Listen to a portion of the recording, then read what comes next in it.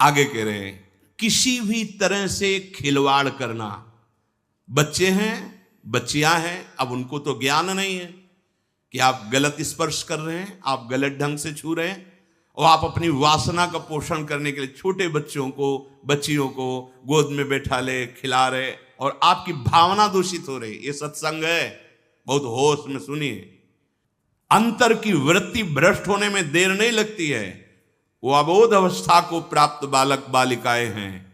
भगवान का स्वरूप मानकर दूर से उपासक उपासना का बढ़ावा करता है। दूर से देखो, चरणों में प्रणाम करो, मेरे लाडली लाल इन्हीं बच्चों में खेल रहे, प्रणाम किया निकल गए। ऐसा किसी भी तरह से स्पर्श करने का अधिकार नहीं है। वो महापुरुष जो भगवत प्राप्त है, वो खुद वैसे धूल दूषित उनके साथ खेल रहे। उनकी क्षमता हमारे हृदय में नहीं जागृत है, चूक हो जाएगी। बहुत सावधानी का। एकांत में किसी भी तरह का व्यवहार करना विपरीत शरीर से, काम चेष्टा नहीं कर रहे, पर हंसी मजाक, छूना, खेलना, बातें करना, वो आपको भ्रष्ट कर देगा। एकांत में किसी भी ऐसे विपरीत शरीर का ऐसे हंसी मजाक करते हुए स्पर्श करने से भावना में काम प्रभाव जागृत हो जाता है। बलवान इंद्रिय ग्रामो विद्वानम अपि कर्षति, साधारण की तो बात जाने दो। किसी भी जीव को मैथुन करते हुए एकाग्रता पूर्वक देखना, मानो कोई पशु पक्षी आदि ऐसे मैथुन धर्म से अचानक दृष्टि गई, राधा राधा राधा। अगर आपने एकाग्रता पूर्वक देखा तो ये दृश्य आपको भ्रष्ट कर देगा।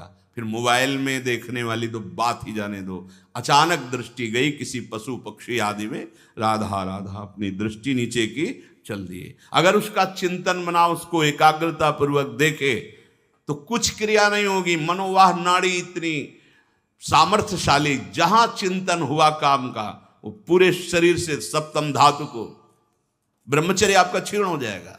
बहुत सावधानी की जरूरत। वीर, प्राण, मन, इन तीनों का परस्पर घनिष्ठ संबंध है। एक भी स्थिर हो जाए तो तीनों स्थिर हो जाएंगे।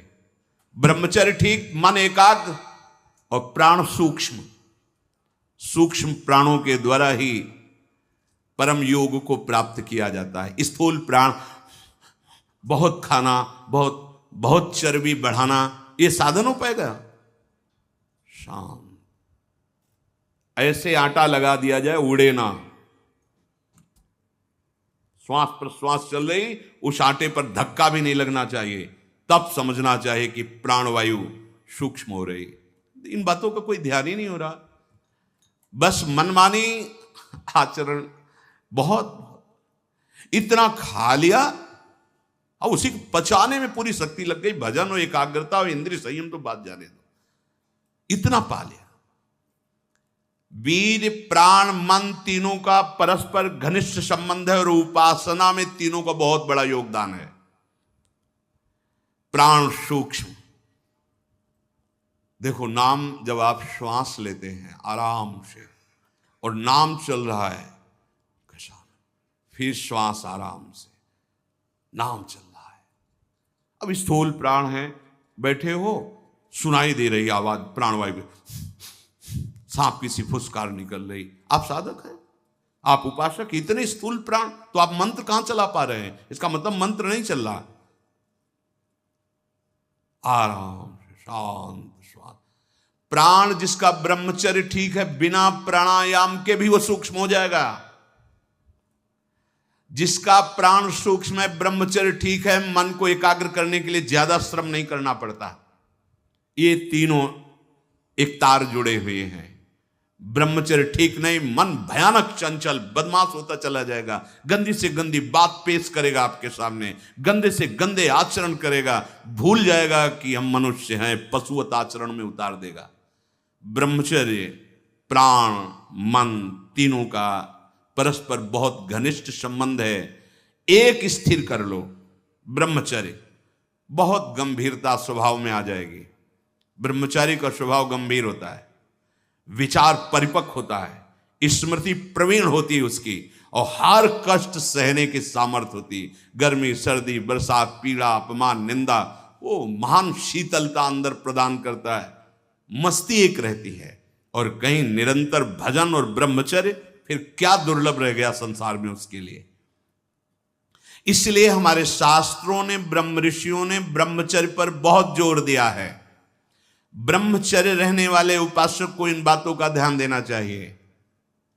यदि कब्ज पेट में रहेगी तो बिना क्रिया के भी ब्रह्मचर्यहीन होने लगोगे। गर्मी बर्दाश्त नहीं ज्यादा, ये जितने नए पदार्थ पाने वाली लोलुपता है, ये सब ब्रह्मचर्य नाश करने वाली। ये जो आप जिसे पिज्जा कहते हैं, इसमें जो ऊपर लेप लगाए जाते हैं, जो बनता है वो गरिष्ठ है, बहुत गरिष्ठ है, पाचन तंत्रों पर भारी प्रभाव बनाकर एक कब्ज बनाने वाली चीजें। आपको ये 32 दांत दिए गए, वो अच्छे से चबा चबा के लुगदी में थोड़ा खाओ, बहुत देर चबा कर स्वाद लेकर के अंदर जब किया तो जो मुख में पाचन, यहाँ वो जो थूक आदि निकलते हैं, उससे ऐसे रस होते हैं जो उसको पाचन करते हैं। बहुत संभाल, ये भोजन का बहुत योगदान है। अगर कब्ज हो रही है तो ये अनुभव में लाई हुई वस्तु है, ये ईशबगोल की भूसी और छोटी हर। जैसे 1 चम्मच 1.5 चम्मच ईशबगोल की भूसी, और अगर आप पहली बार तो आधा चम्मच वो हर, छोटी वाली हर मिला लीजिए और 250 ग्राम दूध में पा करके सेवन की। वो ऐसा नहीं करेगी कि आपका एकदम पेट साफ कर देगी। 10 दिन 15 दिन लगा, वो धीरे धीरे आपकी आंतों से वो ऐसा, यही सेवन किए, बहुत समय तक सेवन किए। क्योंकि कभी ऐसे जैसे रूखा सूखा मिला, कभी ना मिला, तो ऐसे कब्ज की तो ये पास रखते थे, थोड़ा ईशबगोल की भूसी और हर। दूध ना मिला तो थोड़ा पानी से ले लिया, थोड़ा कम प्रभाव पड़ेगा, पर वो धीरे धीरे। अति ऐसी औषधियां जो आंतों को जाके, वो भी नहीं ठीक है, क्योंकि वो सीधे इतनी गर्म होती है, ब्रह्मचर्य का नाश कर देगा।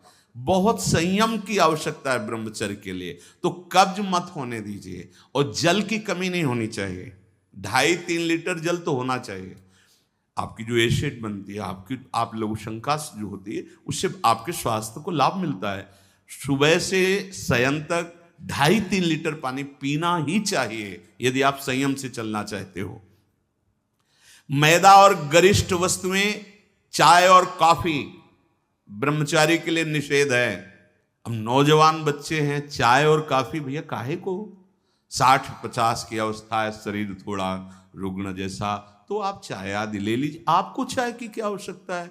आपका तो ब्रह्मचर्य खुद इतना पावरफुल कि चाय और कॉफी तो विघ्न है आपके लिए। बहुत कलयुग का बड़ा भारी प्रभाव है। आगे कह रहे हैं कि अत्यंत आवश्यक हो तो शरीर जिसका रोगी है उसकी सेवा के लिए अगर आपको सेवा लगाई गई है, या किसी को सेवा कार्य के लिए ऐसे बकाया किसी को स्पर्श मत करो, क्योंकि सबके शरीरों में परमाणु होते हैं, अपने अपने स्वभाव, अपने अपने आचरण, शरीर में, वस्त्र में, सैया में। एक विश्राम स्थली पे जो आपकी सैया है, आप कैसे सोते हैं उसमें उसके परमाणु हैं, वस्त्र में परमाणु हैं, शरीर में परमाणु हैं। अगर आप ऐसा ही व्यवहार रखेंगे तो आप लड़ नहीं पाएंगे, आपके परमाणु इतने पुष्ट नहीं होंगे कि आप विकारों पर विजय प्राप्त करें। स्वाभाविक भीड़ में कोई छू रहा हो बात अलग है, हमें छूने की चेष्टा, अगर किसी रोगी की सेवा तो फिर विचार नहीं करना है, कोई सेवा पे है तो हमें विचार नहीं करना है। स्वाभाविक ऐसे हंसी मजाक या व्यवहार में हम बचें, स्पर्श से बचें। यहां वो छुआछूत वाला स्पर्श नहीं, अपने परमार्थ को पुष्ट करने की बात है। कभी किसी को मजाक में भी अश्लील बातें मत करो, मजाक से भी। जैसे हंसी मजाक में आप ऐसे, उसका प्रभाव पड़ेगा, वो शब्द है, वो आपके अंदर पहुंचेगा, मनन करेगा और फिर वासना जागृत कर देगा। आप कोई ऐसे कपड़े बनावटी मत पहनो, आप अपने शरीर की वेशभूषा ऐसी मत बनाओ, आप ऐसे शौकीनी प्रकट मत करो जिससे तुम्हारा शरीराभिमान पुष्ट हो। इससे काम बढ़ेगा, इससे वासना बढ़ेगी। बाबा कह रहे हैं कि ऐसे कपड़े, ऐसी सजावट, ऐसी बनावट, ऐसे लेपों के लगाने से शरीराभिमान पुष्ट होता है और आपकी काम वासना बढ़ती है। शरीर मन बुद्धि किसी की भी उन्नति नहीं होती जो शरीर सजाने में, शरीर के, उससे सब बिगड़ जाता है। देहाभिमान, देह भाव पुष्ट होता है, देह भाव पुष्टता में ही सारे विकार अपना राज्य करते हैं। बहुत सावधान। की जरूरत है, बहुत सावधानी, बड़ा पवित्र वेश रखो, पवित्र वस्त्र पहनो, हाँ सावधानी पूर्वक चलो, इससे कोई वीआईपी पना प्रकट नहीं होता।